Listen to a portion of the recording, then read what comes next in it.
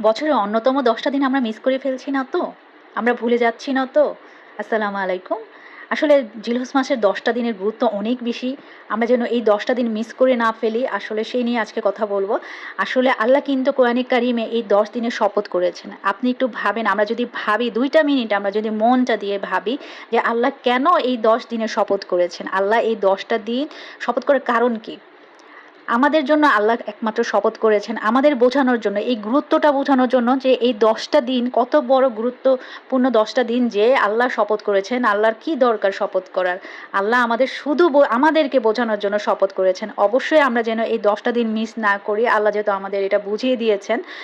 নবীজি সাল্লাল্লাহু আলাইহি সাল্লাম কিন্তু বলেছেন, আরাফাতে ৯ তারিখের রোজাটা যে রাখবে তার জীবনের আগে পরের সব গুনাহ ইনশাআল্লাহ মাফ করে দিবেন আল্লাহ। ২ বছরের গুনাহ মাফ করে দিবেন। এই আশা তো করেন। ইনশাল্লাহ আল্লাহ কিন্তু আমাদের মাফ করে দিবেন। আসলে এই আরাফাতের রোজাই বুঝিয়ে দিচ্ছে যে আল্লাহ কি পরিমাণ বরকত রহমত এই রোজার ভিতরে রেখেছেন। আমাদের অবশ্যই এই রোজাটা রাখতে হবে, এটা যেন আমরা কেউ মিস না করি। অবশ্যই কমেন্ট করে জানাবেন কে কে আরাফাতের রোজাটা রাখবেন। আর আমাদের অনেক বেশি বেশি তাসবিহ পড়তে হবে। সুবহানাল্লাহ, আলহামদুলিল্লাহ, লা ইলাহা ইল্লাল্লাহ, আল্লাহু আকবার। এগুলা বেশি বেশি পড়তে হবে। কোরআনে কারীম আপনি যত পারেন তত বেশি পড়বেন।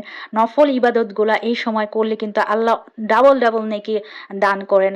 আসলে আমাদের তো দুনিয়াতে আমরা নেকি কামাতে হবে, আমাদের অনেক বেশি করতে হবে। কারণ আমাদের গুনার পরিমাণ অনেক বেশি। আমরা কিন্তু আমল করি কম।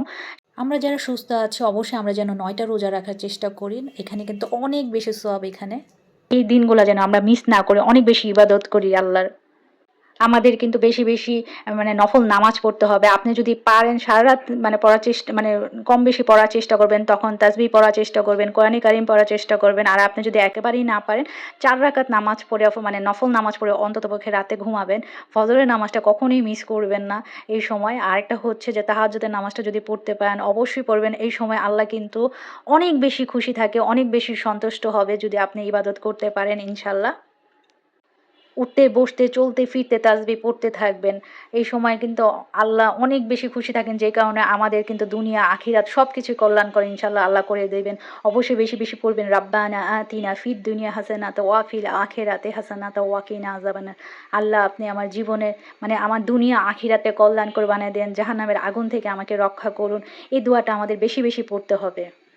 এই ৯ টা দিন আল্লাহকে আমাদের রাজি করাতে হবে। আল্লাহকে রাজি করানোর জন্য আমাদের জীবনের আসল কাজ হয়ে দাঁড়ায়।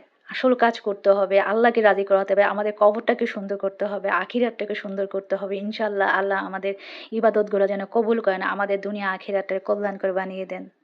এই ১০ দিন অনেক বেশি বেশি সাদাকা করার চেষ্টা করবেন। সাদাকা কিন্তু অনেক বড় মানে গুনাহ মাফ হওয়ার অন্যতম একটা কারণ। সাদাকাত করলে কিন্তু আল্লাহ অনেক বেশি খুশি হন।